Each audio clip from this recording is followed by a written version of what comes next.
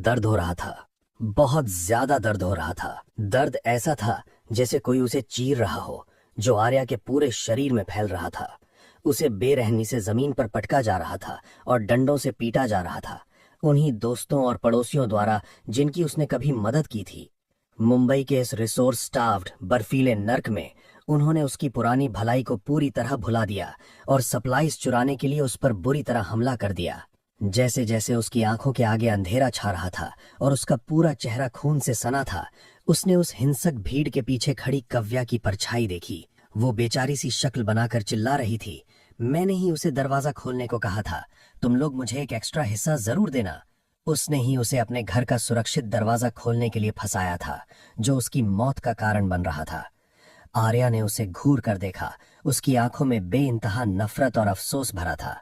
उसने कसम खाई कि अगर मौत के बाद कोई जिंदगी हुई तो वो सिर्फ अपने लिए जिएगा और उन सब से 100 गुना बदला लेगा। उसकी आंखों के सामने पूरी तरह अंधेरा छा गया, लेकिन अगले ही पल आर्या हांफता हुआ अपने सोफे पर उठ बैठा। उसका पूरा शरीर पसीने से भीगा हुआ था। उसने हैरानी से अपने घर के चारों तरफ देखा, ये सोचते हुए कि क्या वो राक्षस उसे मारने में नाकाम रहे। उसने फ्रिज से ठंडे पानी की एक बोतल निकाली और उसे जल्दी जल्दी पी गया। एपोकलिप्स में बर्फ पिघलाने के लिए भयंकर ठंड सहने के उस जानलेवा काम के मुकाबले ये ठंडा पानी उसे किसी अमृत जैसा लगा। उसने अपना फोन उठाया और स्क्रीन पर देखा। 12 नवंबर की तारीख थी। उसका रीबर्थ हुआ था, ग्लोबल फ्रीज से ठीक 1 महीने पहले। ठीक 30 दिनों में एक सुपरनोवा एक्सप्लोजन से पैदा हुई कॉस्मिक गामा रे एनोमली एक भयंकर क्लाइमेट चेंज शुरू कर देगी, जो धरती को एक एपोकलिप्टिक आइस एज में धकेल देगा। मुंबई का टेम्परेचर -60 या 70 डिग्री सेल्सियस तक गिर जाएगा, जो पूरे शहर को बर्फ की चादर के नीचे दफना देगा, जिससे मास एक्सटिंक्शंस होंगे। ऐसा लग रहा है जैसे मेरा रीबर्थ हुआ हो, आर्या ने सोचा, एक गहरी सांस लेते हुए और अपनी मुट्ठियां भींचते हुए। इस बार वो जिंदा बचेगा और वो एक ऐसा डूम्सडे फोर्ट्रेस बनाएगा जिसे कोई तोड़ ना सके। उसके पेरेंट्स गुजर चुके थे और उसके लिए एक 300 स्क्वायर मीटर का अपार्टमेंट और 2 मिलियन से ज्यादा की सेविंग्स छोड़ गए थे। लेकिन वो जानता था कि रिसोर्सेज की भारी कमी से बचने के लिए इतना काफी नहीं होगा। अचानक उसे लगा कि उसकी दाहिनी आंख में कुछ चला गया है। एक अजीब सी सफेद रोशनी चमकी और जैसे ही उसका कॉन्शियसनेस उसमें खिंचा, उसने खुद को एक विशाल ऑल्टरनेट स्पेशियल डायमेंशन में पाया। कॉस्मिक गामा रेज ने उसके शरीर को पहले ही बदल दिया था। उसे एक बहुत बड़ा स्पेशियल डोमेन दे दिया था, जो टनों रिसोर्सेज को स्टोर कर सकता था। आर्या ने स्पेस के अंदर एक चाय का कप और एक वॉश बेसिन रखकर एक्सपेरिमेंट किया और महसूस किया कि वो नॉन लिविंग ऑब्जेक्ट्स को बिना किसी मेहनत के स्टोर कर सकता है। क्योंकि इस डायमेंशन के अंदर वक्त एक अलग तरीके से गुजरता था, गर्म खाना यहाँ हमेशा के लिए एकदम फ्रेश रहेगा। हालांकि उसे जल्द ही समझ आ गया कि जिंदा चीजें इसके अंदर सरवाइव नहीं कर सकती। अगर कोई जिंदा जीव अंदर गया तो वो तुरंत जम जाएगा और पूरी तरह से सुन्न हो जाएगा। लेकिन तभी आर्या को कुछ और भी ज्यादा खौफनाक और पावरफुल चीज का पता चला। जब उसने कोई आइटम अपने स्पेस के अंदर रखा तो उसका दिमाग उस डायमेंशन से कनेक्ट हो गया, जिससे वो स्टोर किए गए नॉन लिविंग ऑब्जेक्ट को इन्फिनिटली डुप्लीकेट कर सकता था। उसके स्पेशल डायमेंशन से जुड़ी एक सेकेंडरी पावर के तौर पर अगर वो अपने स्पेस में एक मेडिकल किट या हथियार रखता है तो वो आसानी से उसी आइटम की एंडलेस सप्लाई पैदा कर सकता है। इस डायमेंशनल आर्सेनल के साथ एपोकलिप्स में सरवाइव करना बहुत आसान होगा, आर्या ने सोचा, एक खतरनाक मुस्कान के साथ अपने होठों पर जीभ फेरते हुए। एक बड़े सुपरमार्केट वेयरहाउस के सुपरवाइजर के तौर पर उसके पास अनबिलीवेबल अमाउंट ऑफ खाने और सप्लाईज का एक्सेस था। वो अपनी इस पोजीशन का इस्तेमाल करके छुपके से सब कुछ होल्ड कर लेगा। अपना अगला कदम उठाने से पहले आर्या ने दुनिया के उस इकलौते इंसान के बारे में सोचा जिस पर वो सच में भरोसा करता था। उसका जीनियस छोटा भाई विक्रम। विक्रम एक चाइल्ड प्रोडिजी और एक टॉप टियर जेनेटिक्स रिसर्चर था, जो फिलहाल उसी कॉस्मिक गामा रे एनोमली पर रिसर्च कर रहा था, जो जल्द ही धरती को जमाने वाली थी। आर्या जानता था कि उसे तुरंत उससे कांटेक्ट करना होगा। गामा रेडिएशन इंसानों को सिर्फ सुपर पावर्स ही नहीं देने वाली थी, ये इंडिया की वाइल्ड लाइफ को भी बुरी तरह बदल देगी। उन्हें खौफनाक म्यूटेटेड गामा बीस्ट्स में तब्दील कर देगी। इन आने वाले जेनेटिक म्यूटेशंस को एनालाइज करने के लिए उसे विक्रम के साइंटिफिक माइंड की जरूरत थी। उसके पेट में अचानक जोर से गुड़गुड़ाहट हुई। उसने उस सस्ते टेकआउट की तरफ देखा जो उसने पहले ऑर्डर किया था, लेकिन उसने अपना सिर हिला दिया। 1 महीने में पैसा इस बर्फीले बंजर इलाके में रद्दी कागज से ज्यादा कुछ नहीं होगा। एक सिंपल मील से काम चलाने के बजाय आर्या एक बेफिक्रे रवैये के साथ पलटा। दुनिया खत्म होने से पहले एक फैंसी रेस्टोरेंट में एक शानदार महंगी दावत उड़ाने के लिए। ये वक्त था अपनी जिंदगी को एंजॉय करने का, अपने भाई विक्रम को साथ लाने का और अपने अल्टीमेट डूम्सडे फोर्ट्रेस की तैयारियां शुरू करने का। सुबह की सूरज की किरणें मुंबई की मल्टी स्टोरी बिल्डिंग्स के ग्लास विंडोज से टकरा रही थीं। आर्या एक लग्जरियस रेस्टोरेंट की टेबल पर बैठा लालच से एक मैसिव एक्सपेंसिव फीस्ट खा रहा था। पास ही खड़ा वेटर पूरी तरह हैरान था और सोच रहा था कि आर्या इतना सारा खाना अपने अंदर कैसे ठूस सकता है। प्रीमियम मीट का एक टुकड़ा चबाते हुए आर्या की आंखों में लगभग आंसू आ गए। उसे याद आया कि एंड ऑफ द वर्ल्ड के दौरान लोग इंस्टेंट नूडल्स के लिए भी कैसे तरसते थे। ऐसे खाने की तो बात ही छोड़ दो। अपना मुंह पोंछते हुए आर्या वहां से निकला। जैसे ही वो बाहर आया, डोरमैन ने उसे एक वीआईपी कार्ड दिया और रिस्पेक्टफुली कहा कि आर्या ने बहुत पैसे खर्च किए हैं और वो अगली बार उसका बेसब्री से इंतजार करेंगे।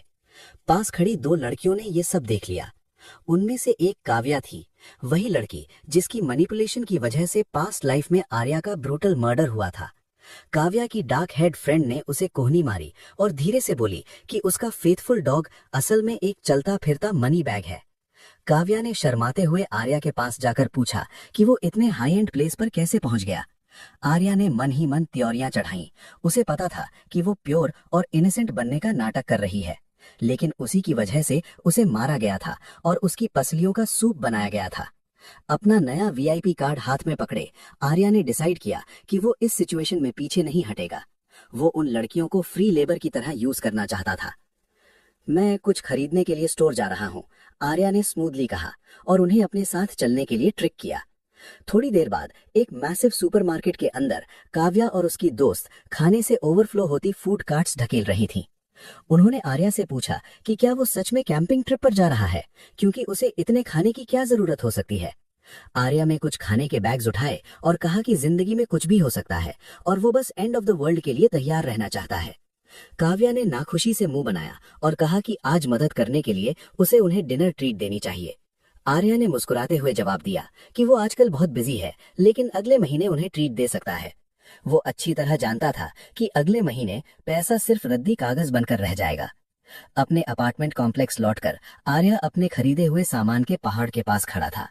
अपनी बाहों में बच्चा लिए एक औरत ने उसे देखा और सोचा कि उसके पास खाने का पहाड़ है, और वो सोच रही थी कि क्या वो अकेले ही अपना पेट भरना चाहता है और उन सब को भूखा छोड़ देना चाहता है।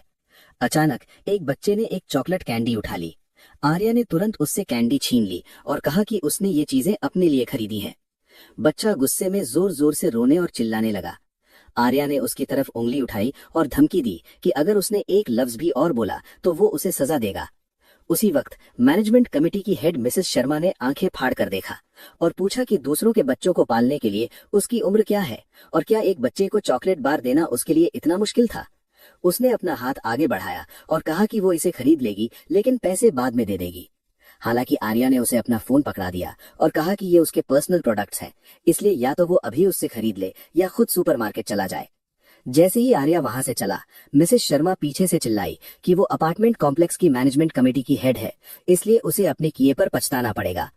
आर्या घर गया और तुरंत दरवाजा धड़ाम से बंद कर दिया। उसने अपना स्पेशल मैजिक इस्तेमाल किया और सारा सामान उसकी ऑल्टरनेट डिमेंशन में गायब हो गया। उसने सेटिस्फेक्शन के साथ नोट किया कि वहां वक्त एक अलग तरीके से चलता है, जिससे खाना फ्रेश रहता है। हालांकि उस डिमेंशन में कोई जिंदा चीज सरवाइव नहीं कर सकती। अब उसकी यूनिक एबिलिटी इस्तेमाल करने का वक्त आ गया था। उसने एक आइटम उस स्पेस में रखा और बिना किसी मेहनत के उसे डुप्लीकेट कर दिया, जिससे एंडलेस सप्लाई बन गई। ये स्पेशल रेप्लिकेशन उसकी मैसिव स्टोरेज की एक सप्लीमेंट्री स्किल थी। उसने अपना फोन निकाला और अपने छोटे भाई विक्रम को कॉल किया। उसने अपने ब्रिलियंट भाई को सुपरनोवा एक्सप्लोजन से होने वाली कॉस्मिक गामा रे अनोमली के बारे में वार्न किया, जो ग्लोबल फ्रीज लाएगी। ये रेडिएशन सिर्फ क्लाइमेट को ही असर नहीं करेगी, ये इंडिया की वाइल्ड लाइफ को बुरी तरह बदल देगी। उन्हें टेरिफाइंग गामा बीस्ट्स में बदल देगी, जिनके अंदर प्राणा कोर्स होते हैं, जो सर्वाइवल और पावर अपग्रेड्स के लिए जरूरी हैं। उसने विक्रम को अपनी लैब पैक करने को कहा, क्योंकि वो जानता था कि दुनिया में हो रही म्यूटेशंस को समझने के लिए उन्हें एक साथ काम करना पड़ेगा।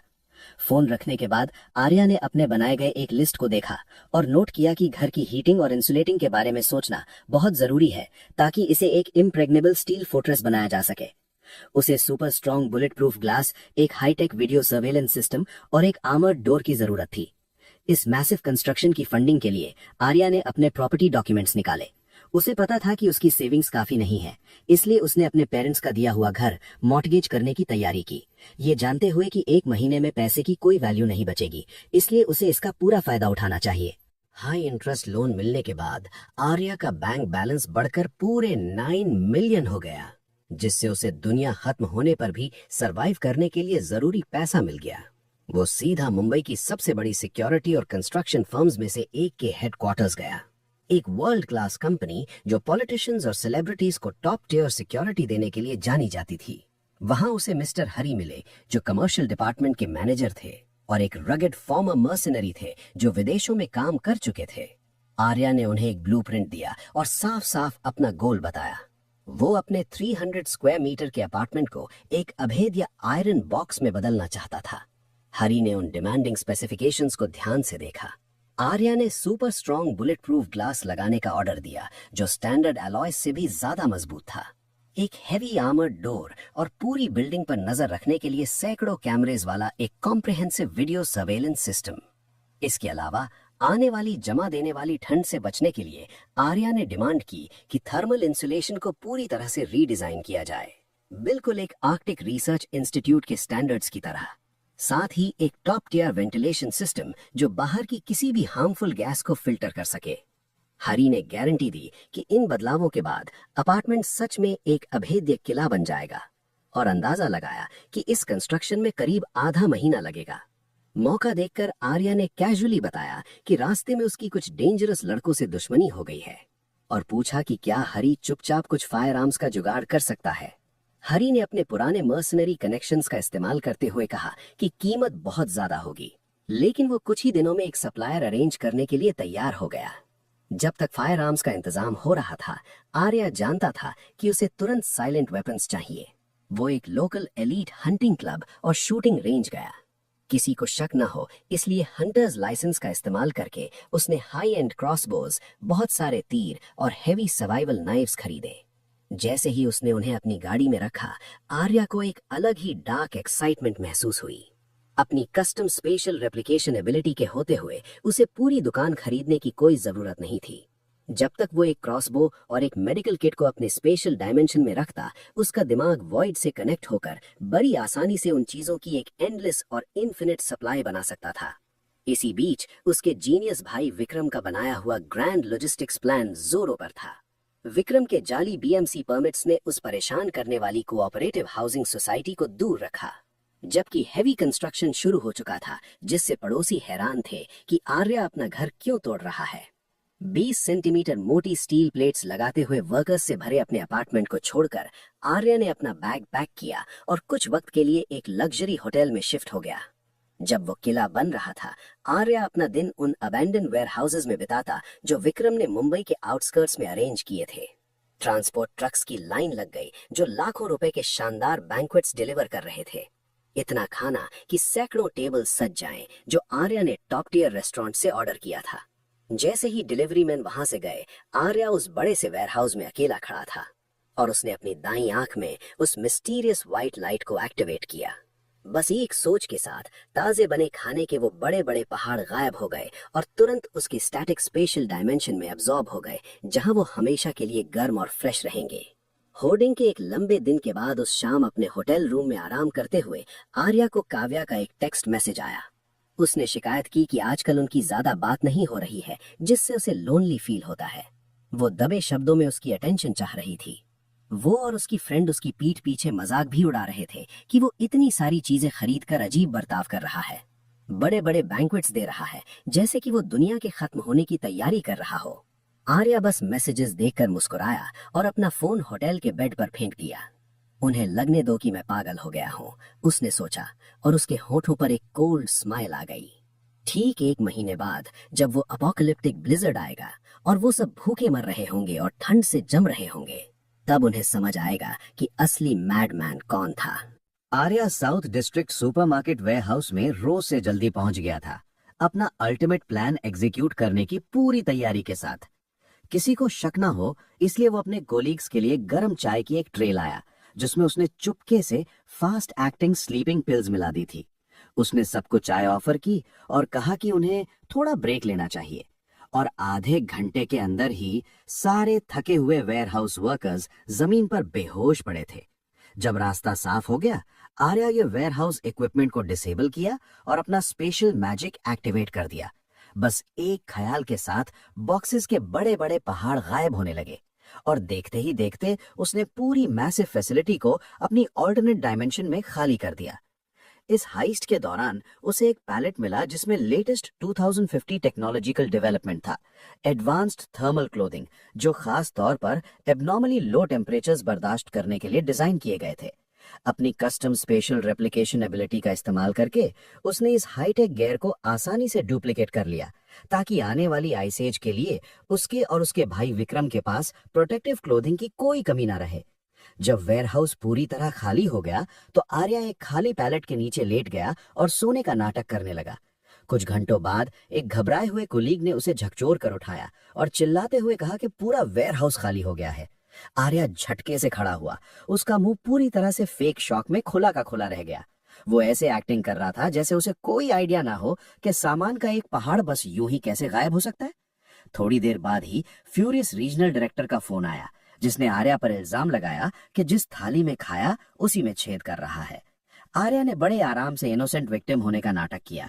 उसने लॉजिक दिया कि कोई एक इंसान अकेले इतना सामान कैसे ले जा सकता है, और कहा कि उन्हें तुरंत अथॉरिटीज को कांटेक्ट करना चाहिए। 10 दिसंबर की दोपहर तक आर्या आराम से पुलिस स्टेशन में बैठकर अपना स्टेटमेंट दे रहा था और ऑफिसर से प्रॉमिस कर रहा था कि वो शहर छोड़कर नहीं जाएगा। जैसे ही वो बाहर आया, उसकी फोन स्क्रीन पर बर्फ का एक टुकड़ा गिरा। जब मुंबई के लोग इस फ्रीक वेदर को देखकर कंफ्यूजन में इधर उधर भाग रहे थे, आर्या बिल्कुल काम खड़ा था। उसे पता था कि ठीक 2 दिन बाद ये दुनिया जैसी दिखती है वैसी नहीं रहेगी। 12 दिसंबर की रात 2 बजे आसमान में एक चमकीला तारा फ्लैश हुआ। सुपरनोवा एक्सप्लोजन से निकली cosmic gamma ray anomaly planet से टकराई और अर्थ का सरफेस टेम्परेचर अचानक से बुरी तरह गिर गया। अपने impregnable steel plated doomsday fortress के अंदर आर्या ने गर्म पानी का गिलास उठाया, खिड़की से बाहर चल रहे रेजिंग ब्लिजर्ड को देखा और धीरे से बोला कि वक्त आ गया है। अगली सुबह हाउसिंग सोसाइटी के रेजिडेंट्स डर कर उठे और देखा कि उनके दरवाजे बर्फ के पहाड़ से ब्लॉक हो चुके थे। जब उसके पड़ोसियों में पैनिक मच गया और वो इस डेडली कोल्ड से बचने के लिए खुद को पतले ब्लैंकेट्स में लपेट रहे थे, आर्या अपने हीटेड बेड में आराम से सो रहा था जब तक कि उसका फोन नहीं बजा। वो काव्या थी। बुरी तरह कांपते हुए उसने गुस्से में पूछा कि आर्या ने उसे टेम्परेचर गिरने के बारे में प्रॉपरली वार्न क्यों नहीं किया, और अपनी इस जमने वाली हालत के लिए उसे ही ब्लेम करने लगी। आर्या मन ही मन हंसा और कोल्डली बोला कि अगर उसे कुछ और नहीं कहना है तो वो फोन काट रहा है। बाद में जब आर्या डेडली ग्लोबल आइसी विंड्स के बारे में न्यूज ब्रॉडकास्ट देख रहा था, काजिया ने उसे डेस्परेट मैसेजेस भेजे और गिड़गिड़ाने लगी कि वो अपनी सप्लाईज में से थोड़ा उसे भी दे दे। आर्या बस मॉकिंगली मुस्कुरा दिया। उसने अपने लग्जूरियस ब्रेकफास्ट की एक हाई रेजोल्यूशन फोटो खींची, एक लैविश फीस्ट जिसमें rich steaming butter chicken, hot garlic naan और प्रीमियम फ्रेंच वाइन थी, और सीधा उसे भेज दी। काव्या का मुंह एब्सोल्यूट शॉक में खुला रह गया जब उसे समझ आया कि वो एक राजा की तरह खा रहा है जबकि वो भूख से मर रही है। जब उसने गुस्से में उसके खाने का हिस्सा मांगा तो आर्या ने उसे इग्नोर किया और अपना फोन आराम से काउच पर फेंक दिया। उसने मन ही मन कसम खाई कि इस जन्म में उसे आर्या से मदद की एक बूंद भी नहीं मिलेगी और उसे अपनी पुरानी मौकरी और बिट्रेयल की पूरी कीमत चुकानी होगी। डूम्सडे फोर्ट्रेस की अभेद्य गर्मी के अंदर आर्या और उसका भाई विक्रम आराम से टीवी के सामने बैठे थे और मॉर्निंग न्यूज ब्रॉडकास्ट देख रहे थे। स्क्रीन पर रिपोर्टर ने अनाउंस किया कि रातों रात बर्फीली हवाओं ने प्लैनेट को हिट किया है, जिससे कैटास्ट्रॉफिक ग्लोबल टेम्परेचर चेंजेस हो रहे हैं, और मीटियोरोलॉजिस्ट्स डेस्परेटली इस अनप्रेसिडेंटेड कोल्ड स्नैप का कारण पता लगाने की कोशिश कर रहे थे। विक्रम, जो अपने मेकशिफ्ट लैब इक्विपमेंट को मॉनिटर कर रहा था, उसने अपना चश्मा एडजस्ट किया। कॉस्मिक गैमा रेडिएशन पहले ही एटमॉस्फेयर को पेनिट्रेट कर रही है, वो बड़बड़ाया। उसका साइंटिफिक माइंड आने वाले जेनेटिक म्यूटेशंस को कैलकुलेट कर रहा था। ह्यूमन डीएनए और लोकल वाइल्ड लाइफ जल्द ही इस एक्सट्रीम एनवायरनमेंट के हिसाब से अडेप्ट होने लगेंगे। आर्या ने बस स्मर्क किया। अपनी स्पेशल रेप्लिकेशन एबिलिटी का यूज करके उसने बड़ी आसानी से गर्मा गर्म खाने की एक प्लेट को एक लैविश इंडियन फीस्ट में डुप्लीकेट कर दिया, जिसमें rich butter chicken, steaming garlic naan और प्रीमियम इंपोर्टेड वाइन भी शामिल थी। जैसे ही वो खाने बैठा, उसका फोन काव्या के एक मैसेज से वाइब्रेट हुआ, जिसमें उसने अपनी कुछ सप्लाईज उसके साथ शेयर करने को कहा था। ये जानते हुए कि वो खुद उस जानलेवा ठंड का सामना नहीं करना चाहती, आर्या ने अपने लग्जूरियस ब्रेकफास्ट की एक हाई रेजोल्यूशन फोटो खींची।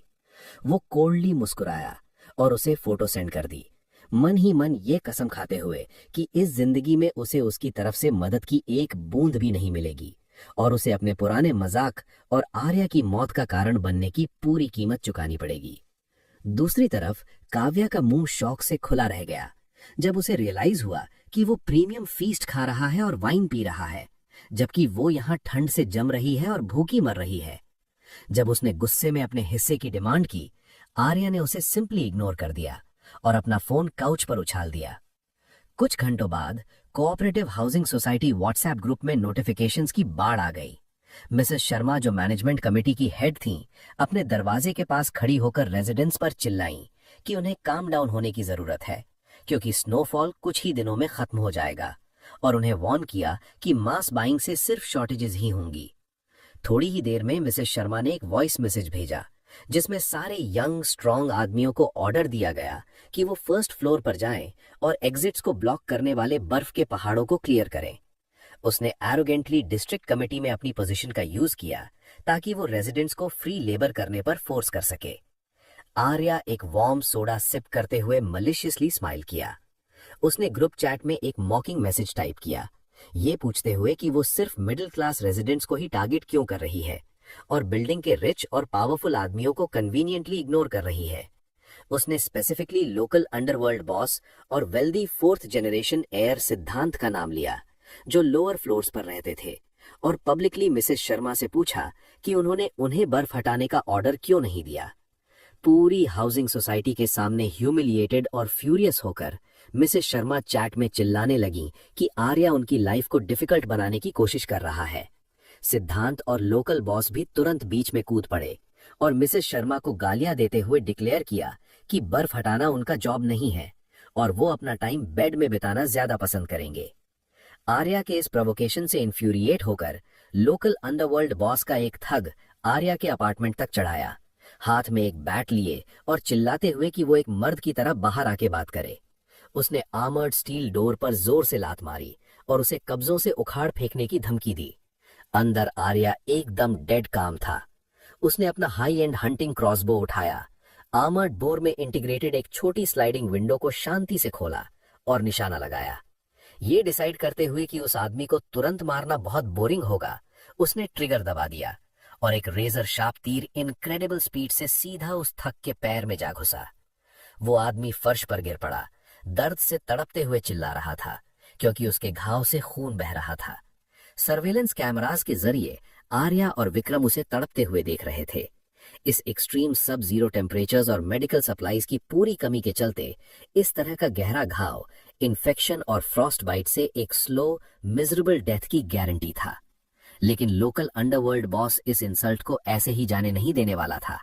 गुस्से में दांत पीसते हुए उसने अपने सबॉर्डिनेट्स को ऑर्डर दिया कि अपने वेपन्स जमा करो और तुरंत जाकर आर्या को मार डालो। जल्द ही फ्यूरियस थग्स का एक ग्रुप आर्या के दरवाजे पर पहुंचा, भारी क्लीवर्स निकालते हुए और दरवाजे पर जोर जोर से वार करते हुए। ये प्रॉमिस कर रहे थे कि आज धरती पर उसका आखिरी दिन होगा। लेकिन वो कितनी भी जोर से वार क्यों न करें, उनके ब्लेड्स सॉलिड स्टील प्लेटिंग से टकराकर टूट गए। तुम एक पैथेटिक टर्टल की तरह क्यों छुप रहे हो, बाहर आओ, थग्स चिल्लाए। उनके चेहरों पर पसीना जम रहा था क्योंकि वो फोर्ट्रेस पर एक खरूंच तक नहीं ला पा रहे थे।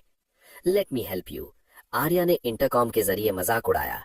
वो सिंक के पास गया, एक हेवी ड्यूटी होज अटैच किया और उसे डोर के डिफेंसिव पोर्ट से बाहर निकालते हुए अटैकर्स के ऊपर सीधे पानी की एक पावरफुल हाई प्रेशर स्ट्रीम छोड़ दी।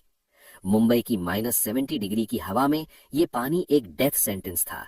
पानी की बूंदें जब थग्स के शरीर पर गिरी तो वो तुरंत चीखने लगे क्योंकि वो जमा देने वाली ठंड उनकी हड्डियों तक पहुंचने लगी थी। वो जमे हुए फर्श पर गिर पड़े और भीख मांगने लगे क्योंकि पानी ने तेजी से उन्हें इमोबाइल जमे हुए ह्यूमन पॉप्सिकल्स में बदल दिया, ठीक आर्या के अभेद्य डूम्सडे फोर्ट्रेस के बाहर। बहराओं के गुंडों की जमी हुई लाशें आर्मर्ड स्टील डोर के बाहर बिना हिले डोले पड़ी थीं और धीरे धीरे लगातार हो रही बर्फबारी के नीचे दब रही थीं। इस डूम्सडे फोर्ट्रेस की अभेद्य गर्माहट के अंदर आर्या और विक्रम आराम से बैठे मैसिव फ्लैट स्क्रीन टीवी देख रहे थे।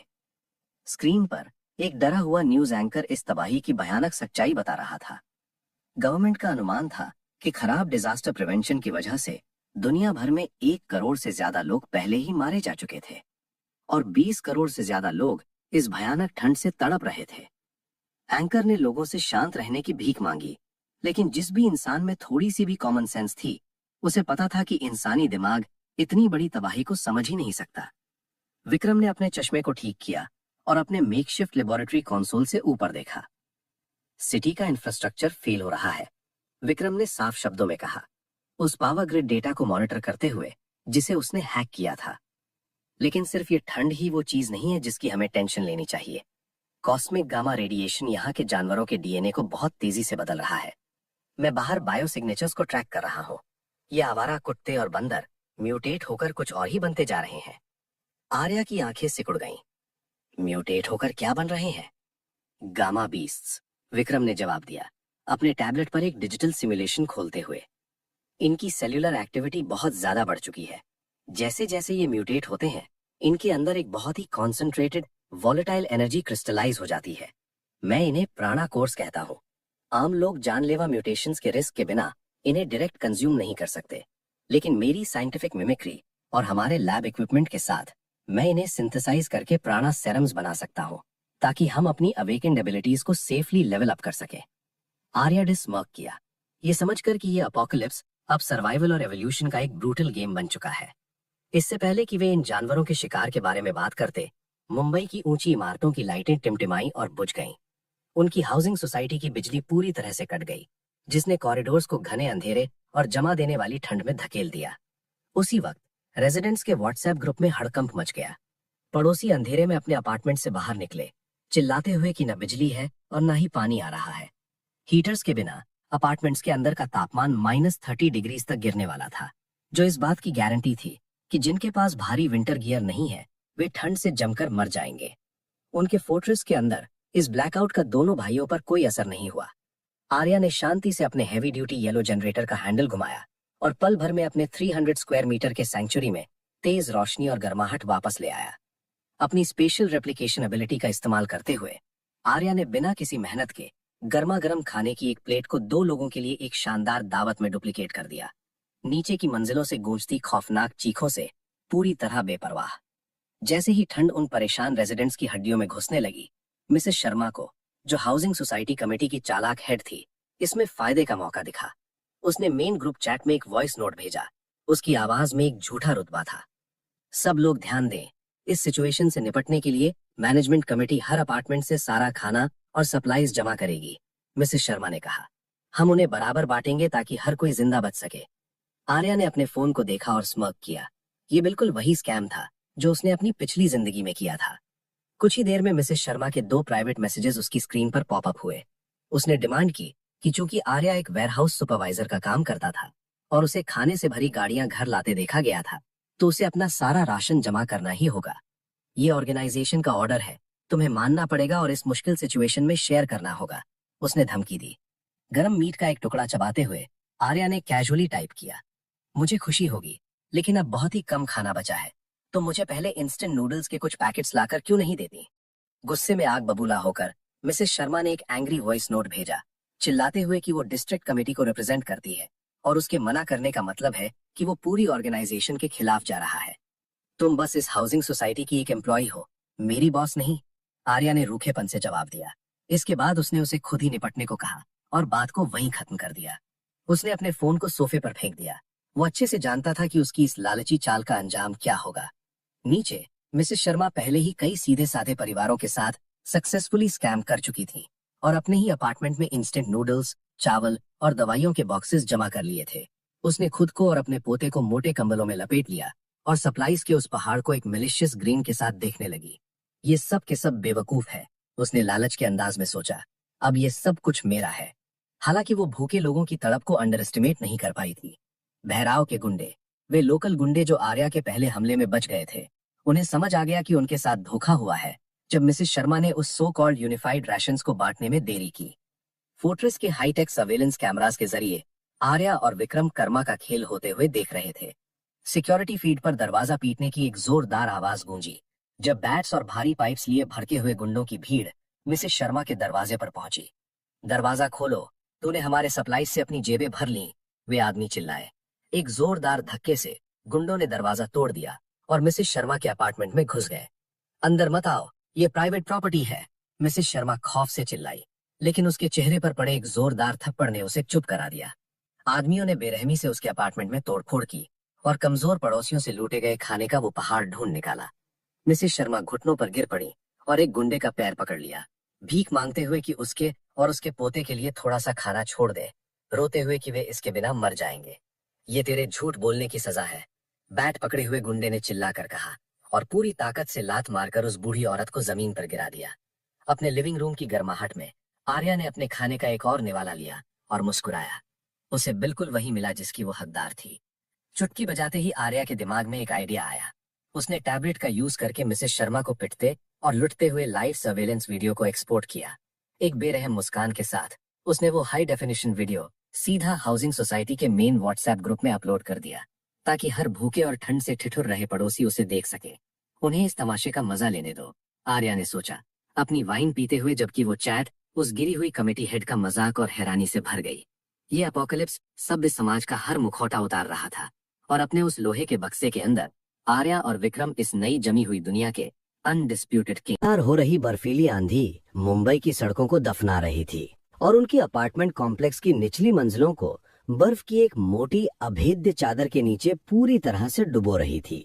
हालांकि उस डूम्सडे फोर्ट्रेस के अंदर का नजारा बिल्कुल अलग था, जहां पूरी बिल्डिंग सब जीरो अंधेरे में डूबी हुई थी। आर्या और उसका भाई विक्रम अपने रोशन लिविंग रूम में आराम से बैठे थे और वहां जलता हुआ इलेक्ट्रिक फायरप्लेस एक जान बचाने वाली गर्माहट दे रहा था। फायरप्लेस के पास आक्रामक तरीके से सिकुड़ कर बैठा था शेरू, आर्या का पेट बंगाल कैट। लेकिन शेरू अब कोई मामूली हाउस कैट नहीं रहा था। पृथ्वी के एटमॉस्फेयर में घुसने वाले कॉस्मिक गामा रेडिएशन का शिकार होने के बाद ये बिल्ली एक बहुत तेज और खौफनाक म्यूटेशन से गुजर रही थी। वो पहले ही एक मीडियम डॉग के साइज का हो चुका था। उसके बाल घने होकर स्नो लेपर्ड की तरह सफेद और ग्रे कोट में बदल रहे थे और उसकी आंखों में एक हल्की शिकारी नीली चमक आ गई थी। विक्रम ने उस लेटे हुए जानवर पर एक पोर्टेबल स्कैनर घुमाया, अपने टैबलेट पर डेटा को एनालाइज करते हुए। भाई, इसकी सेलुलर रीजनरेशन और मसल डेंसिटी बहुत तेजी से बढ़ रही है, विक्रम ने ध्यान से देखते हुए कहा। उसका साइंटिफिक दिमाग इन बदलावों को देखकर हैरान था। शेरू एक अल्फा टियर गामा बीस्ट में इवॉल्व हो रहा है। एक बार बर्फ रुक जाए और हम बाहर म्यूटेटेड आवारा कुत्तों का शिकार कर सकें, तो मैं उनके प्राणा कोर्स को निकाल सकता हूँ। अगर मैं उन कोर्स को सिंथेसाइज करके शेरू के लिए एक सीरम बना दूं, तो कोई नहीं बता सकता कि वो हमारा गार्डियन बनकर कितना पावरफुल हो जाएगा। आर्या ने स्मर्क किया, शेरू के कानों के पीछे खुजलाते हुए, जिस पर उस विशाल बिल्ली ने एक गहरी गड़गड़ाहट भरी पर की। गुड बॉय, आर्या धीरे से बड़बड़ाया। अपनी स्पेशल रेप्लिकेशन एबिलिटी को एक्टिवेट करते हुए उसने बिना किसी मेहनत के अपने इन्फिनिट डायमेंशन से गर्मा गर्म रिच बटर चिकन और गार्लिक नान को डुप्लीकेट किया और अपने भाई के लिए टेबल पर एक शानदार दावत सजा दी। उनका सुकून भरा डिनर अचानक से ढेरों घबराहट भरे नोटिफिकेशन से टूट गया, जो कोऑपरेटिव हाउसिंग सोसाइटी के व्हाट्सएप ग्रुप से आ रहे थे। मिसेस शर्मा, जो कभी घमंडी कमेटी हेड हुआ करती थी, वो चैट में लगातार डेस्परेट वॉइस नोट्स भेज रही थी। उसकी आवाज में एक दर्दनाक चीख थी जब वो पड़ोसियों से हीमोस्टैटिक ड्रग्स और एंटीबायोटिक्स की भीख मांग रही थी। रोते हुए कह रही थी कि उसका पोता बुरी तरह से घायल हो गया था जब कुछ देर पहले भैराव के गुंडे उसके घर में घुस आए थे। चैट में एक नया नाम पॉपअप हुआ, डॉक्टर सना, एक रेसिडेंट डॉक्टर जो मुंबई के टॉप हॉस्पिटल्स में से एक थी। उसने अर्जेंसी के साथ टाइप किया कि उस लड़के का ऑपरेशन करने और उसकी जान बचाने के लिए उसे दवा की जरूरत है। आर्या रुक गया। चिकन का एक टुकड़ा उसके मुंह के बीच में ही था। उसे अपनी पास्ट लाइफ से डॉक्टर सना अच्छी तरह से याद थी। वो एक ब्रिलियंट डॉक्टर थी जो आगे चलकर एक पावरफुल एस्ट्रा लेवल एबिलिटी को अवेकन करने वाली थी, रैपिड सेलुलर रीजनरेशन। वो इस ठंड के दौरान शहर की पहली डॉक्टर थी जिसने लोगों का इलाज करने की कोशिश की थी। हालांकि उसकी इसी भलाई की वजह से उसकी दर्दनाक मौत हुई थी जब उसने अपना आखिरी राशन भी किसी और को दे दिया था। क्या हमें उन्हें दवा देनी चाहिए? विक्रम ने पूछा, अपनी आंखें डिजिटल टैबलेट पर घुमाते हुए। मैं अपनी रेप्लिकेटेड सप्लाईज का यूज करके बेसिक एंटीबायोटिक सिंथेसाइज कर सकता हूँ। उन्हें इग्नोर करो। आर्या ने अपना खाना निगलते हुए रूखेपन से जवाब दिया। सना की आने वाली सेलुलर रीजनरेशन एबिलिटीज को बाद में स्टडी करना बहुत जरूरी होगा, लेकिन अभी दवा देने का मतलब है हमारी इन्फिनिट सप्लाई का पता लग जाना और फिर एंडलेस डिमांड्स का आना। मिसेस शर्मा को उसके अपने लालच का अंजाम भुगतने दो। तभी एक इनकमिंग वीडियो कॉल से आर्या का फोन बज उठा। ये काव्या थी। आर्या ने स्मर्क किया और कॉल का जवाब दिया, ये यकीन करते हुए कि उसके फोन का कैमरा उस जलते हुए फायरप्लेस और टेबल पर सजी शानदार दावत को पूरी तरह से कैप्चर कर ले। स्क्रीन पर काव्या और उसकी दोस्त एक बिस्तर पर एक साथ दुबके हुए थे। उनके होंठ नीले पड़ गए थे और उनके शरीर एक पतले सस्ते कंबल के नीचे बुरी तरह से कांप रहे थे। आर्या के आसपास का नजारा देखकर काव्या की आंखें हैरानी से फटी की फटी रह गईं, ये समझते हुए कि वो एब्सोल्यूट लग्जरी में जी रहा था, जबकि वो लोग भूखे मर रहे थे। उसने जबरदस्ती एक मीठी तरस खाने वाली मुस्कान दी। आर्या, क्या वहाँ सच में इतनी गर्मी है? हम इतने दिनों से नहीं मिले हैं और मुझे अभी से तुम्हारी याद आ रही है। क्या मैं तुमसे मिलने आ सकती हूँ? उसकी मैनिपुलेटिव इरादों को पूरी तरह से समझते हुए आर्या ने नाराजगी का दिखावा करते हुए त्योरियां चढ़ाईं। इतनी ठंड के दिन तुम्हें पक्का घर पर ही रहना चाहिए, उसने तंज कसते हुए जवाब दिया। काव्या का यह दिखावा पल भर में टूट गया। हम ठंड से जम रहे हैं और डरे हुए हैं और हमारे पास खाने को कुछ नहीं है, वो फोन पर गुस्से से चिल्लाई। अगर तुम मदद नहीं करने वाले हो तो मेरा मजाक मत उड़ाओ। तो तुम्हारे लिए बेहतर होगा कि तुम कोई और बेवकूफ ढूंढ लो जो तुम्हारे लिए कुछ भी करने को तैयार हो, आर्या ने एक ठंडी मजाकिया मुस्कान के साथ जवाब दिया। उसके जवाब का इंतजार किए बिना उसने लाल बटन दबाया और अचानक कॉल काट दिया, फोन को सोफे पर उछालते हुए। दूसरी तरफ काव्या ने गुस्से में आकर अपना फोन नीचे पटक दिया, ये समझते हुए कि उसका वफादार कुत्ता अब उसके कंट्रोल में नहीं रहा। गुस्से से पागल, अपमानित और डेस्परेट होकर उसने और उसकी दोस्त ने सिद्धांत को खोजा, जो उन्हीं के फ्लोर का एक अमीर और घमंडी पड़ोसी था, और उसे आर्या के अपार्टमेंट पर रेड मारने के लिए मैनिपुलेट किया।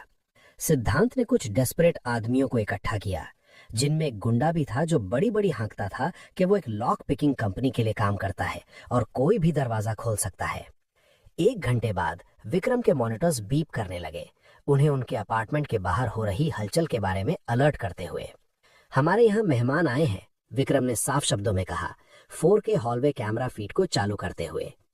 4 लोग उनके आर्मर्ड स्टील डोर के बाहर खड़े थे, काव्या, उसकी दोस्त, सिद्धांत और वो लॉक पिकर।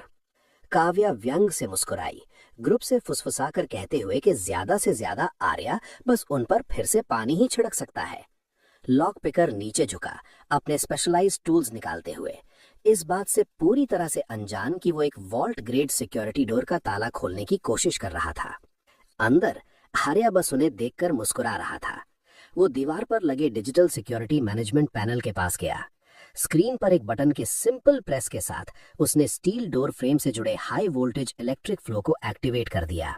बाहर कॉरिडोर में जैसे ही लॉक पिकर का मेटल टूल दरवाजे के कोर से टच हुआ, बिजली का एक जोरदार झटका निकला।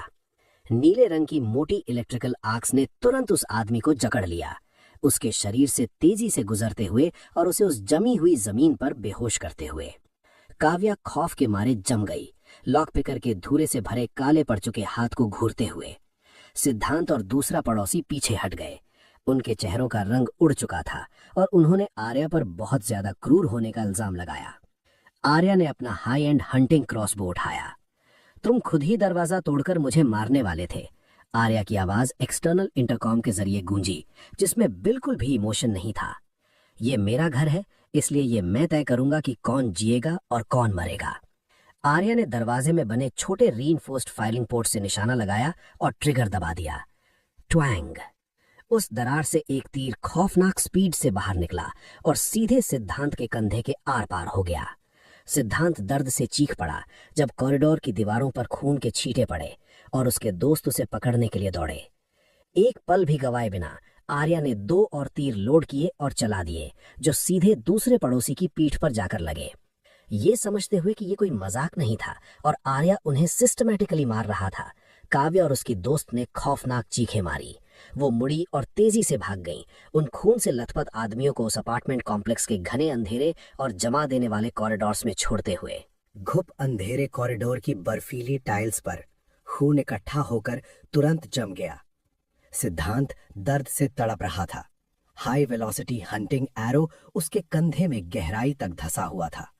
उसके बगल में लॉक पिकर पूरी तरह बेहोश पड़ा था। हाई वोल्टेज ट्रैप की वजह से उसके हाथ काले पड़ गए थे और उनमें से धुआं निकल रहा था। काव्या और उसकी दोस्त कोने में कांप रही थीं और इस खौफनाक नजारे को दहशत से देख रही थी। डॉक्टर सना अपने मेडिकल स्क्रब्स के ऊपर एक भारी विंटर कोट पहने अपनी फर्स्ट एड किट लेकर सीढ़ियों से ऊपर दौड़ी। वो सिद्धांत के पास घुटनों के बल बैठी और फ्लैशलाइट से उस गहरे घाव को चेक किया। एरो मसल टिश्यू में काफी अंदर तक धंस गया है, डॉक्टर सना ने सीरियस होकर कहा। जमा देने वाली ठंड में उनके मुंह से भाप निकल रही थी। बिना प्रोफेशनल सर्जिकल इक्विपमेंट के इसे ऐसे ही बाहर खींचना इम्पॉसिबल है। हाई ग्रेड एंटीबायोटिक्स के बिना सीवियर इन्फेक्शन होना पक्का है। इस भयंकर ठंड में नेक्रोसिस शुरू हो जाएगा और तुम तड़प तड़प कर मौत के मुंह में चले जाओगे। उन सब में दहशत फैल गई। काव्या, जो भूख से बेहाल और डेस्परेट थी, उसने अपना फोन निकाला और आर्या को वीडियो कॉल किया। उस ब्राइटली लिट और हेविली इंसुलेटेड डूम्सडे फोर्ट्रेस के अंदर आर्या बड़े आराम से गर्मा गर्म रेप्लिकेटेड तंदूरी चिकन के मजे ले रहा था। विक्रम पास ही अपने कंसोल पर बैठा था। एक्सटर्नल कैमरा से दिखे एक म्यूटेटेड मकैक के बायो सिग्नेचर को साइंटिफिकली एनालाइज कर रहा था और उसके प्राणा कोर की ग्रोथ को चार्ट कर रहा था। आर्या ने स्मर्क किया और कॉल उठाया, ये ध्यान रखते हुए कि उसके पीछे जलता हुआ रोरिंग इलेक्ट्रिक फायरप्लेस बैकग्राउंड में बिल्कुल साफ दिखे। आर्या प्लीज, काव्या रोते हुए बोली, झूठे आंसू निकालते हुए। सिद्धांत और बाकी लोगों को बहुत चोट लगी है।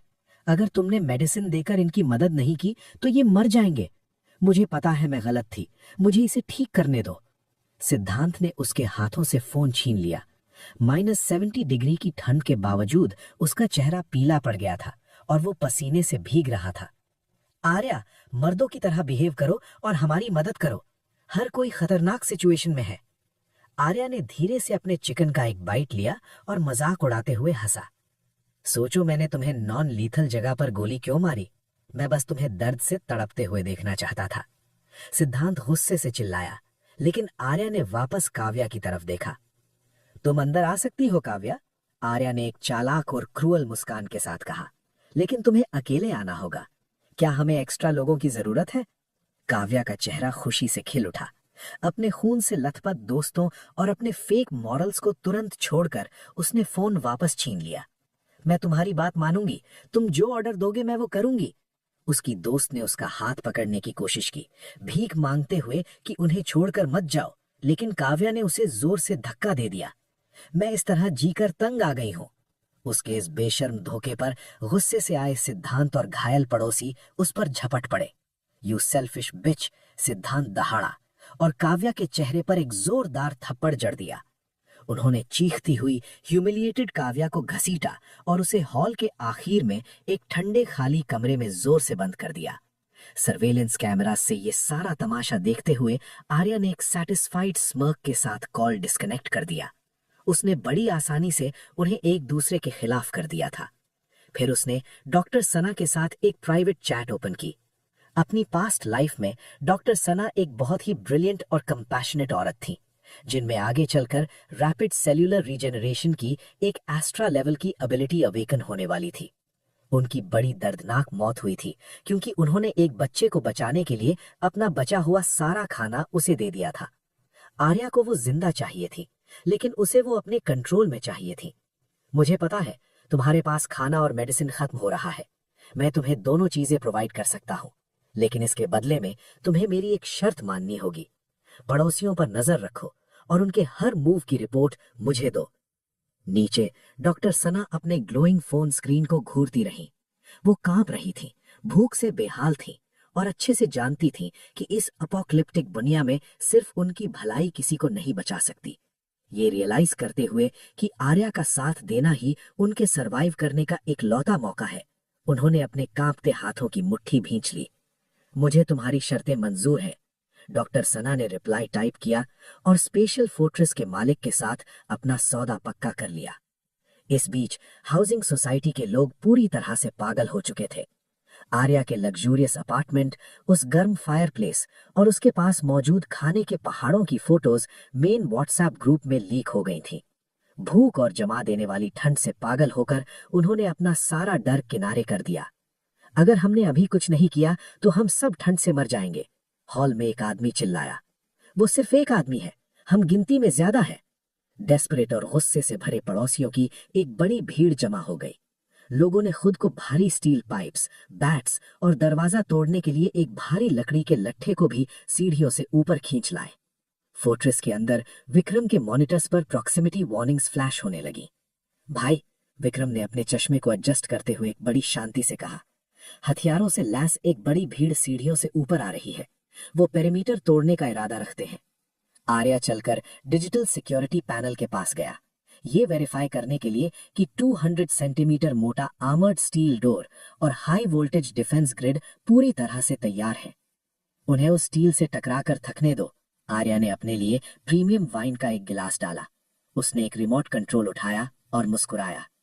म्यूजिक तेज कर दो विक्रम, चलो शो एंजॉय करते हैं, जब तक कि वो एक अनब्रेकेबल वॉल्ट को तोड़ने की कोशिश कर रहे हैं। दरवाजे पर टकराते एक भारी वुडन लॉक की कान फोड़ देने वाली आवाज उस घुप अंधेरे हॉलवे में गूंज उठी, जिसके बाद भूख से तड़पती भीड़ की डेस्परेट और गुस्से से भरी चीखें सुनाई दी। उस ब्राइटली लिट फोर्ट्रेस के अंदर वो भारी झटके बस एक हल्की सी आवाज की तरह महसूस हो रहे थे। आर्या और विक्रम अपनी डाइनिंग टेबल पर बैठे थे और बड़े आराम से गर्मा गर्म मटन रोगन जोश और गार्लिक नान के मजे ले रहे थे, कुछ ही इंच दूर मचे उस बवाल से पूरी तरह बेफिक्र। और जोर लगाओ, हमें बस हिंजेस तोड़ने हैं, बाहर खड़ा एक पड़ोसी चिल्लाया। -70 डिग्री की ठंड से उसकी आवाज बैठ गई थी। 4 आदमियों ने बार बार उस भारी लॉक को दरवाजे पर मारा, लेकिन उस वोल्ट ग्रेड स्टील पर एक खरोंच तक नहीं आई। गुंडों का एक और ग्रुप, जो स्लेज हैमर्स और पिकैक्सेस से लैस था, उन्होंने दरवाजे के बगल वाली कंक्रीट की दीवारों को तोड़ने की कोशिश की। हालांकि प्लास्टर की बाहरी लेयर टूटने के बाद उनके टूल्स से चिंगारियां निकले और वो झटके से पीछे उछल गए। ये दीवार भी सॉलिड मेटल की बनी है, एक हमलावर चिल्लाया और पूरी तरह निराश होकर अपना स्लेज हैमर नीचे गिरा दिया। उन्हें तुरंत एक खौफनाक सच्चाई का एहसास हुआ। आर्या का अपार्टमेंट सच में एक लोहे का बक्सा था, जिसकी दीवारें, फर्श और छत पूरी तरह से 20 सेंटीमीटर मोटी आर्मर्ड स्टील से रीइंफोर्स थे। ये एक ऐसा अभेद्य डूम्सडे फोर्ट्रेस था जिसे एक्सप्लोजिव्स भी आसानी से नहीं तोड़ सकते थे। जैसे जैसे भीड़ का गुस्सा धीरे धीरे कांपती हुई जमा देने वाली दहशत में बदलने लगा, विक्रम ने अपने लेबोरेटरी कंसोल से सिर उठाया। अपने शानदार साइंटिफिक इंटेलेक्ट का इस्तेमाल करते हुए, एक्सटर्नल सर्वेलेंस फीड्स को मॉनिटर करते हुए, उसने बिल्डिंग के ठीक बाहर बायो सिग्नेचर रीडिंग्स में अचानक एक भारी स्पाइक नोटिस किया। भाई इसे देखिए, विक्रम ने बड़ी शांति से कहा, अपनी नाक पर चश्मे को ऊपर खिसकाते हुए। सिद्धांत और लॉक पिकर के खून ने उन जमी हुई सड़कों से किसी चीज को अट्रैक्ट किया है, एक गामा बीस्ट। आर्या ने 4K मॉनिटर्स की तरफ ध्यान दिया। नीचे वाली सीढ़ियों के कैमरा फीड में एक खौफनाक परछाई चुपचाप बर्फ से ढकी सीढ़ियों पर रेंगती हुई ऊपर आ रही थी। वो एक जायंट म्यूटेटेड मकाक था जो कॉस्मिक गामा रेडिएशन की वजह से पूरी तरह बदल गया था। वो जानवर अब एक सिल्वर बैक गोरिल्ला के साइज का हो गया था। उसके मोटे बर्फ से ढके भूरे बालों के नीचे मसल्स उभर रहे थे। उसकी रीढ़ की हड्डी और उंगलियों के जोड़ों से नुकीले चमकदार नीले बोन स्पर्स बाहर निकले हुए थे, जिनमें से एक खतरनाक म्यूटेटेड एनर्जी निकल रही थी। इसकी cellular activity of the charts है, विक्रम ने एनालाइज किया। उसकी उंगलियां तेजी से टैबलेट पर चल रही थी। गामा रेडिएशन ने इसके सीने के अंदर की एनर्जी को क्रिस्टलाइज कर दिया है। वो चमकती हुई चीज एक प्राणा कोर है। अगर हम इसे निकाल लें तो मैं अपना पहला प्राणा सीरम सिंथेसाइज कर सकता हूँ। बाहर हॉलवे में वो थकी हुई भीड़ अचानक स्टील के दरवाजे को पीटना बंद कर देती है। सीढ़ियों के अंधेरे से एक भारी खौफनाक गुर्राहट गूंज उठी। उनमें से एक आदमी ने अपनी फ्लैशलाइट सीढ़ियों की तरफ घुमाई। दहशत से उसका मुंह खुला का खुला रह गया जब वो जायंट म्यूटेटेड मकाक छलांग मारकर लैंडिंग पर आ गया।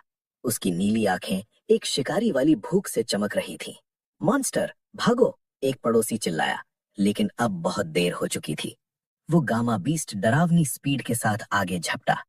अपने भारी बोन प्लेटेड हाथ के सिर्फ एक बार से उसने 2 आदमियों को हॉलवे में हवा में उछाल दिया और उनके शरीर जोर से जमी हुई दीवारों से जा टकराए।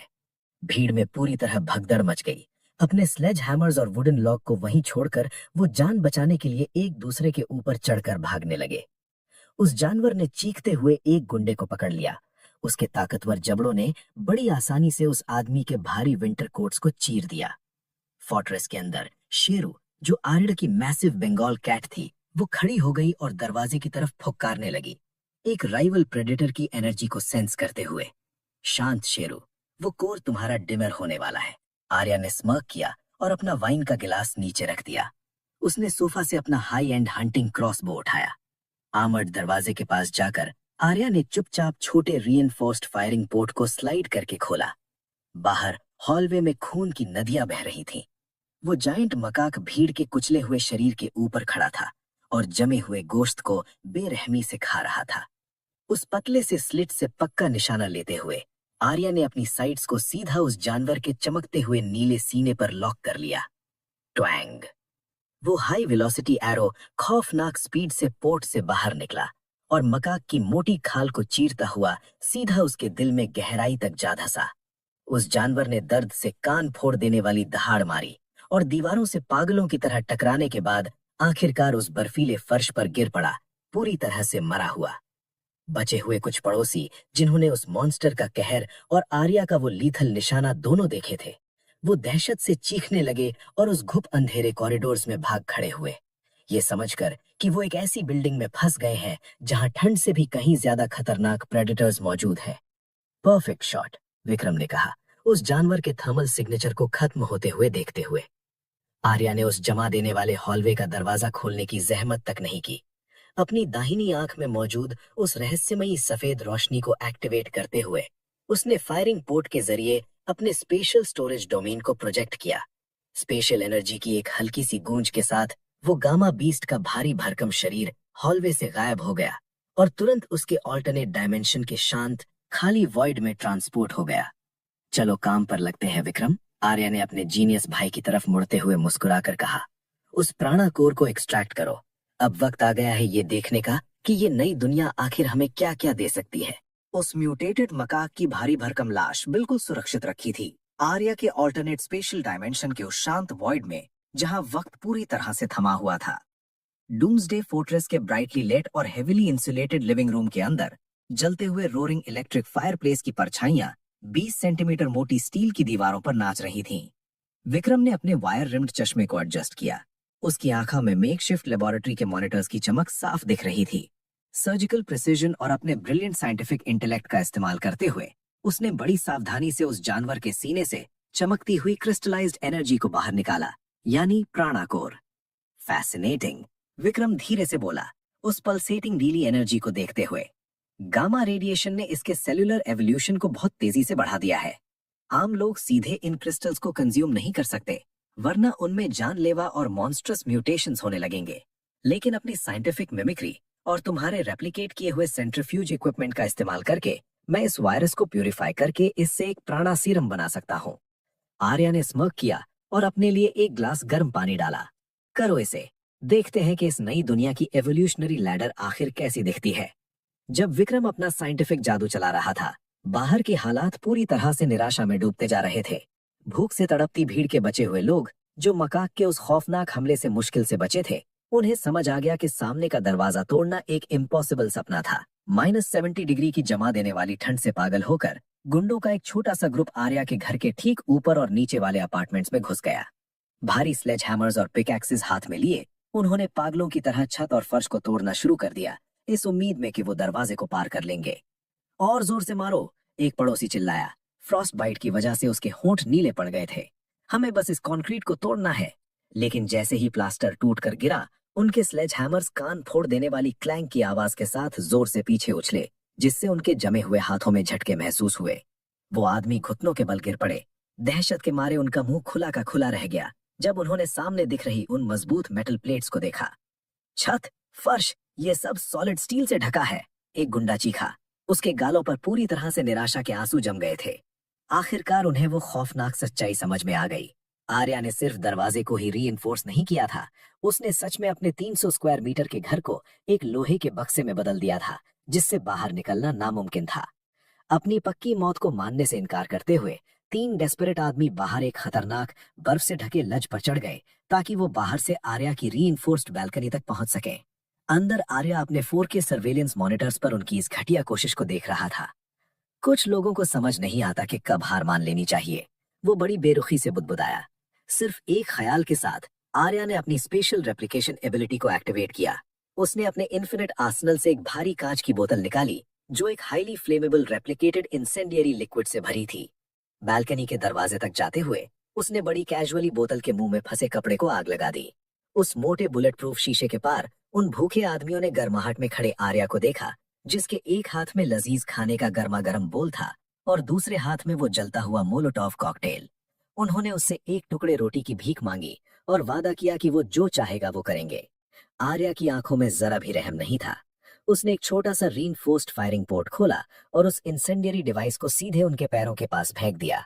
बोतल टूटकर बिखर गई और उस जमा देने वाली हवा में आग का एक खौफनाक गोला फट पड़ा। वो आदमी दर्द से चीख पड़े जब आग ने उनके भारी विंटर क्लोथ्स को अपनी लपेट में ले लिया। उनके जलते हुए शरीर उस बर्फीले लेड से गिर गए और नीचे बर्फ में दबी खाई में समा गए। चलो, कचरा तो साफ हुआ, आर्या ने पोर्ट बंद करते हुए कहा और वापस अपने भाई की तरफ मुड़ गया। विक्रम ने एक स्पेशलाइज्ड सिरिंज को ऊपर उठाया जो एक चमकते हुए प्यूरिफाइड नीले लिक्विड से भरी थी। प्राणा सेरम तैयार है भाई, विक्रम ने डॉक्टर की तरह अनाउंस किया। आर्या ने शेरू की तरफ देखा जो लैब टेबल के पास बेताबी से चक्कर लगा रहा था।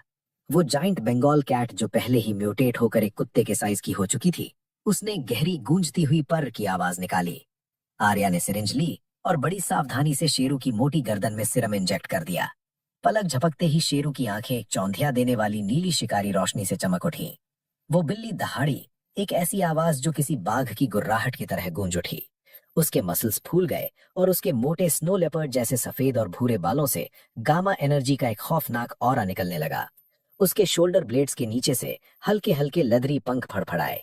शेरू सक्सेसफुली एक true alpha tier gamma beast में इवॉल्व हो चुका था, जो उनके डूम्सडे फोर्ट्रेस का अल्टीमेट गार्डियन था। इनक्रेडिबल, विक्रम धीरे से बोला, अपने टैबलेट पर इस जेनेटिक बदलाव को डॉक्यूमेंट करते हुए। अगर हमारे पास काफी प्राणा कोर्स हो तो हमारी एवोल्यूशनरी सीलिंग की कोई लिमिट नहीं होगी। लेकिन जब आर्या और विक्रम अपने लोहे के बक्से रूपी जन्नत में अपनी ताकत बढ़ा रहे थे, उस जमे हुए शहर के नीचे नर्क सुलग रहा था। मीलों दूर मुंबई मेट्रो नेटवर्क की घुप अंधेरी बर्फ से ढकी टनल्स की गहराई में रक्त बरगद यानी म्यूटेटेड ब्लड बैनियन ट्री की भारी धड़कती हुई जड़ें अंधेरे में रेंग रही थी। वो मलबे में दबी हजारों जमी हुई लाशों को बड़ी बेसब्री से खा रही थी और उनकी बेजान रगों में एक प्राचीन शैतानी असुरा एनर्जी को पंप कर रही थी। एक टूटे हुए सबवे प्लेटफॉर्म पर खड़े होकर एक खौफनाक सा साया उन जड़ों को अपना काम करते हुए देख रहा था। उसका कोई फिजिकल बॉडी नहीं थी, उसका रूप पूरी तरह से उड़ते हुए गहरे काले धुएं और बदलते हुए डार्क मैटर से बना हुआ था। उसने एक टूटा हुआ रोता हुआ पोर्सलेन का यक्षा मास्क पहना हुआ था, जिसकी आंखों के छेदों से एक डरावनी खोखली पर्पल रोशनी चमक रही थी। वो आदि था, असुरा वैनगार्ड का फैंटम इन्फिल्ट्रेटर। जैसे ही पहली कुछ लाशें तड़पना और उठना शुरू हुई और उनकी आंखें एक बेकाबू खतरनाक भूख से चमक उठी, आदि के परछाई जैसे पंजों से डार्क एनर्जी टपक रही थी। ज़ॉम्बी होर्ड जाग रहा था और असल फ्रोजन अपोकलिप्स की तो बस ये शुरुआत थी। बाहर -70 डिग्री का लगातार बर्फीला तूफान कहर ढा रहा था, जो उस मल्टी स्टोरी अपार्टमेंट कॉम्प्लेक्स को एक जमी हुई कब्र में और गहराई तक दफना रहा था। उस डूम्सडे फोर्ट्रेस की अभेद्य गर्माहट के अंदर आर्या अपने आलीशान लेदर सोफा पर बैठा था और बड़ी कैजुअली शेरू की तरफ प्रीमियम रोस्टेड चिकन के टुकड़े उछाल रहा था। वो म्यूटेटेड बंगाल कैट जो अब एक बड़े कुत्ते के साइज का हो गया था, जिसके मोटे स्नो लेपर्ड जैसे बाल और हल्के सिकुड़े हुए लेदरी पंख थे, उसने अपने ताकतवर जबड़ों से झपट्टा मारा और पलक झपकते ही गोश्त को निगल लिया। उसकी आंखें एक डरावनी नीली शिकारी गामा लाइट से धड़क रही थीं। लेबोरेटरी कंसोल पर विक्रम ने अपने वायर रिम चश्मे को एडजस्ट किया। उसकी साइंटिफिक एनर्जी का मल्टी कलर्ड ऑरा उस अंधेरे कमरे को हल्का सा रोशन कर रहा था। उसकी उंगलियां डिजिटल टैबलेट पर तेजी से चल रही थीं, एक नए और परेशान कर देने वाले डेटा को एनालाइज करते हुए। भाई, एक मैसिव अनोमली है, विक्रम ने कहा। उसकी आवाज में जरा भी घबराहट नहीं थी, लेकिन एक गहरी उत्सुकता जरूर थी। मेरे सेंसर्स अब सिर्फ अलग थलग गामा बीस्ट्स को ही पिक नहीं कर रहे हैं, हमारे डिस्ट्रिक्ट के ठीक नीचे मुंबई मेट्रो टनल से नेक्रोटिक एनर्जी की एक भारी और कॉन्सेंट्रेटेड लहर उठ रही है। इनके बायो सिग्नेचर्स पूरी तरह से इराटिक है। ये मरे हुए नजर आ रहे हैं, फिर भी ये खौफनाक स्पीड और कोऑर्डिनेशन के साथ आगे बढ़ रहे हैं। आर्या रुका और अपनी गर्मा गर्म चिकन बिरयानी की प्लेट नीचे रख दी। वो चलकर 4K सर्विलेंस मॉनिटर्स के पास गया। पिशाचस, आर्या बड़े ठंडे दिमाग से बुदबुदाया। उसकी दाहिनी आंख स्पेशियल एनर्जी से हल्की हल्की चमक रही थी। उसकी पास्ट लाइफ में मरे हुए लोगों की इस भीड़ ने मुंबई की आधी से ज्यादा बची हुई आबादी का नामो निशान मिटा दिया था। लेकिन इस बार आर्या वो खौफनाक सच जानता था।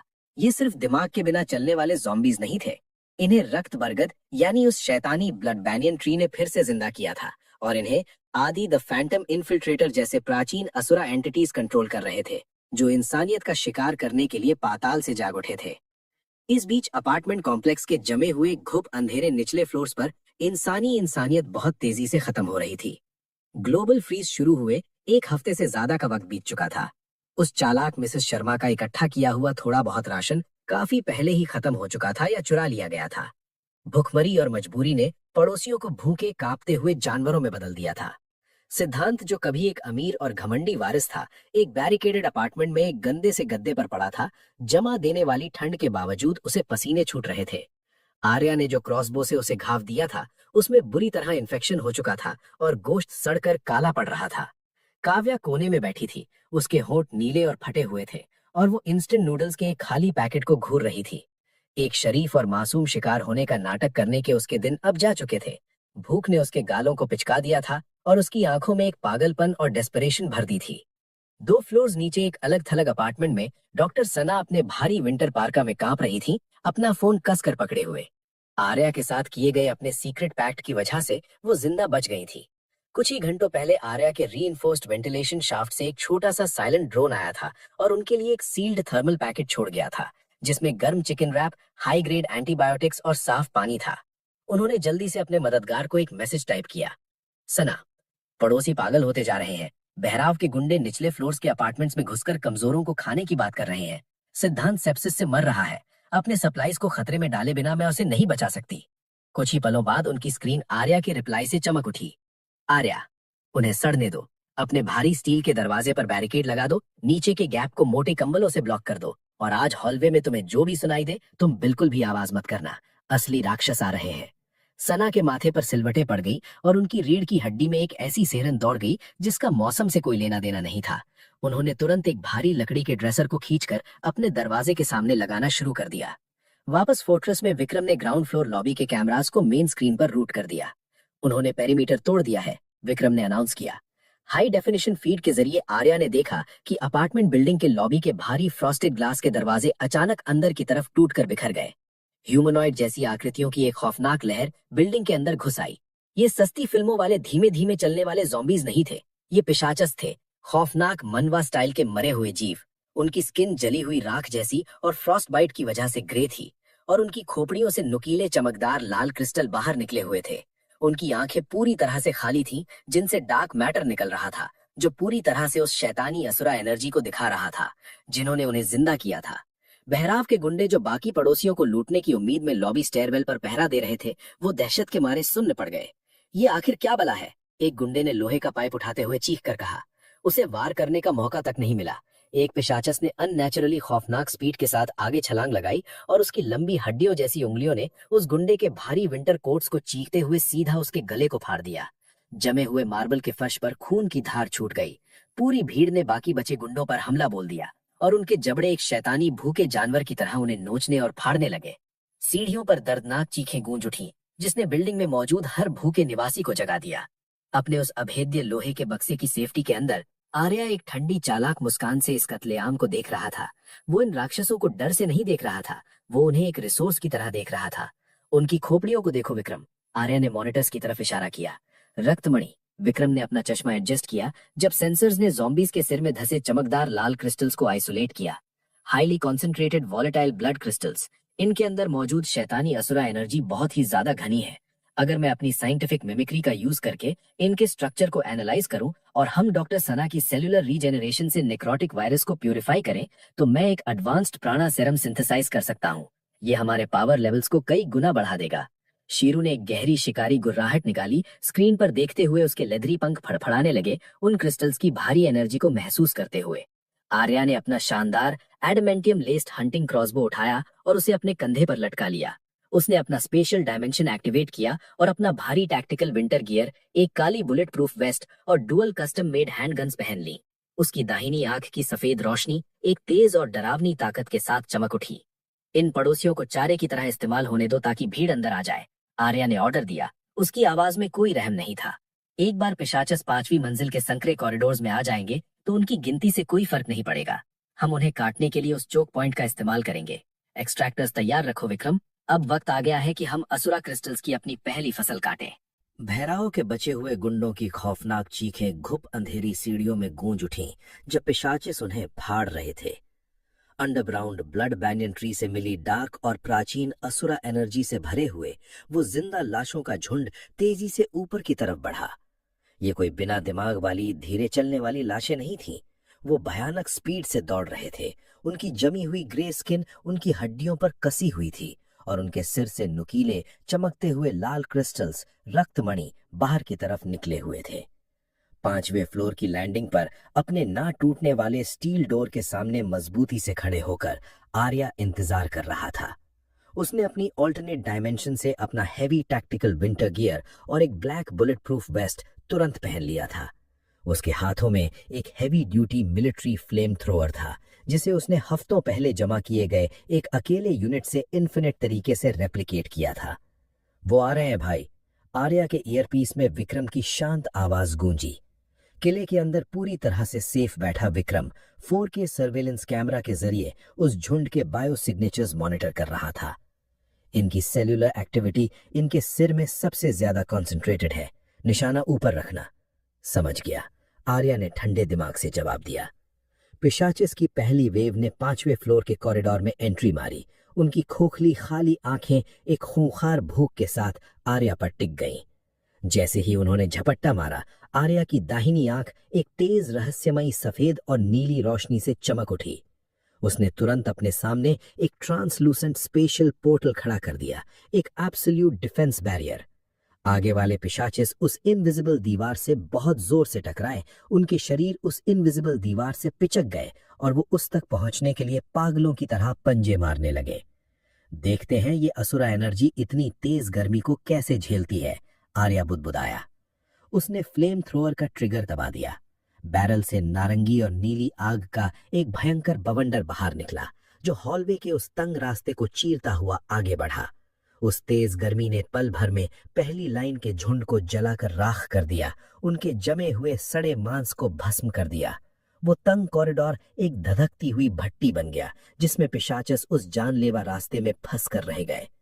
आर्या के बगल के अंधेरे से शेरू ने छलांग लगाई। वो विशालकाय म्यूटेटेड बंगाल कैट जो अब घने स्नो लेपर्ड जैसे बालों वाले एक बड़े कुत्ते के साइज का था, उसने एक कान फाड़ देने वाली दहाड़ मारी। आग के कवर का फायदा उठाते हुए शेरू के रेजर जैसे तेज पंजों ने पिशाचिस के हाथ पैर चीर डाले और खौफनाक आसानी से उनकी हड्डियों और बर्फ को चकनाचूर कर दिया। जैसे ही पहली वेव गिरी, वो चमकते हुए लाल रक्तमणि क्रिस्टल्स ठंडी जमीन पर गिरकर खनकने लगे। आर्या के पीछे मौजूद वो भारी स्टील का दरवाजा थोड़ा सा खुला जिससे विक्रम और डॉक्टर सना बाहर आ सके। दोनों ने रेप्लिकेटेड एडवांस्ड थर्मल कपड़े अच्छे से पहने हुए थे। जल्दी इन कोर्स को इकट्ठा करो, आर्या ने ऑर्डर दिया और सीढ़ियों पर दूसरी वेव को रोकने के लिए आग का एक और धमाका किया। विक्रम खून से सनी बर्फीली टाइल्स पर घुटनों के बल बैठा और टूटे हुए सिरों से उन धड़कते हुए ब्लड क्रिस्टल्स को निकालने के लिए स्पेशलाइज्ड सर्जिकल टोंग्स का इस्तेमाल करने लगा। असुरा वायरस का कॉन्सेंट्रेशन बहुत ही ज्यादा डेंस है, विक्रम ने एनालाइज किया। उसकी आंखें साइंटिफिक फैसिनेशन से चमक रही थीं। नॉर्मल लोग इन्हें डायरेक्ट कंज्यूम नहीं कर सकते, इससे तुरंत एक जानलेवा म्यूटेशन ट्रिगर हो जाएगा और वो पिशाचिस में बदल जाएंगे। डॉक्टर सना उसके बगल में नीचे बैठी। उसके चमकते हुए हाथ सेल्यूलर रीजनरेशन के एक वाइब्रेंट गर्म हरे ऑरा से चमक रहे थे। उसने अपने चमकते हुए हाथों को निकाले गए क्रिस्टल्स पर रखा। मैं इस नेक्रोटिक वायरस को अलग कर सकती हूँ, उसने कहा। इतने भयानक नजारे के बावजूद उसकी आवाज बिल्कुल शांत थी। मेरी रीजनरेशन एबिलिटीज इसके डार्क मैटर को साफ कर रही हैं। विक्रम, तुम इन प्योरिफाइड क्रिस्टल्स का इस्तेमाल उन प्राणा सेरम्स को बनाने में कर सकते हो जो हमें अपनी एबिलिटीज अपग्रेड करने के लिए चाहिए। परफेक्ट, विक्रम ने जवाब दिया और उन प्योरिफाइड चमकते लाल रत्नों को एक सेफ थर्मल कंटेनर में रख दिया। सिर्फ यही हार्वेस्ट हमें सीधा महारथी टियर में पहुंचा देगी। 30 थका देने वाले मिनटों तक आर्या ने उस रास्ते को रोके रखा। वो सिस्टमैटिकली उन जिंदा लाशों को तब तक जलाता रहा जब तक कि सीढ़ियों पर पूरी तरह सन्नाटा नहीं छा गया, जो अब 100 से भी ज्यादा पिशाचिस की राख और जमी हुई अवशेषों से भर चुकी थी। फिलहाल के लिए ये आखिरी थे, फ्लेम थ्रोअर को बुझाते हुए आर्या ने कहा। उसने उस खाली हथियार को अपनी स्पेशल डायमेंशन में फेंक दिया और एक नई fully loaded custom handgun replicate कर ली। जैसे ही वो वापस किले की गर्माहट के लिए मुड़े, सन्नाटे में बर्फीली सीढ़ियों पर जूतों की भारी आवाज गूंजी। आर्या ने तुरंत अपनी गन उठाई और अंधेरे की तरफ निशाना साध लिया। एक बड़ा हट्टा कट्टा आदमी लड़खड़ाता हुआ लैंडिंग पर आया। वो मिस्टर वर्मा थे, निचले फ्लोर के एक रफ एंड टफ चौड़े कंधों वाले वेटरन। वो बुरी तरह कांप रहे थे और उन्होंने एक छोटे से बच्चे को कपड़ों में लपेटकर अपने सीने से लगाया हुआ था। उनके बगल में माया खड़ी थी, जो पागलों की तरह रो रही थी। आर्या, प्लीज, राख से भरी जमीन पर घुटनों के बल गिरते हुए मिस्टर वर्मा ने भीख मांगी। माया की बेटी को बहुत तेज बुखार है, वो तप रही है।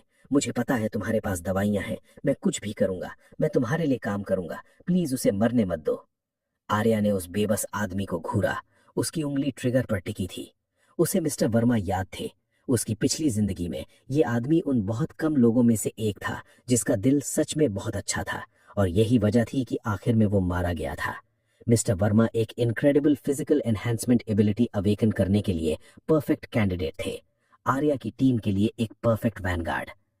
मैं आपकी मदद कर सकता हूं वर्मा, आर्या ने रूखेपन से कहा और अपना हथियार थोड़ा नीचे कर लिया। लेकिन मेरी इस दया की परमानेंट कीमत चुकानी होगी, आपकी पूरी वफादारी। आर्या की आवाज अचानक कट गई। उसकी दाहिनी आंख पागलों की तरह चमक उठी क्योंकि उसने घुटनों पर बैठे उन बेबस कपल के ठीक पीछे डार्क गैमा एनर्जी का एक बहुत बड़ा और भयानक सर्ज डिटेक्ट किया। मिस्टर वर्मा और माया की नीचे मौजूद परछाइयां अचानक फट पड़ी और अजीब तरीके से मुड़ने और सिकुड़ने लगी। अंधेरे के बीच से बिना किसी फिजिकल बॉडी के एक खौफनाक एंटिटी सामने आई। वो घूमते हुए गहरे काले धुएं और शिफ्टिंग डार्क मैटर का एक बहुत बड़ा साया था। जैसे ही वो धुआं इकट्ठा हुआ, अंधेरे में एक डरावनी खोखली पर्पल रोशनी जल उठी। उस एंटिटी ने एक टूटा हुआ रोता हुआ पोर्सिलेन यक्ष मास्क पहना हुआ था। धुएं के अंदर से कंकाल जैसे लंबे हाथ बाहर निकले, जिनके एंड पर रेजर जैसे तेज ऑब्सिडियन पंजे थे और उनसे जानलेवा शैडो एनर्जी टपक रही थी। वो अदी था, असुरा वैनगार्ड का फैंटम इन्फिल्ट्रेटर। उस शैतानी एंटिटी ने मिस्टर वर्मा की तरफ नहीं देखा। उसकी खोखली चमकती हुई पर्पल आंखें सीधे आर्या पर टिक गईं। ढूंढ लिया तुम्हें सॉवरेन, एक रोंगटे खड़े कर देने वाली मल्टी लेयर्ड आवाज आर्या के दिमाग में गूंजी, जो उसके कानों तक नहीं गई। इससे पहले कि आर्या अपनी गन उठा पाता, मिस्टर वर्मा और माया के नीचे मौजूद परछाइयां भयानक तरीके से फट पड़ी।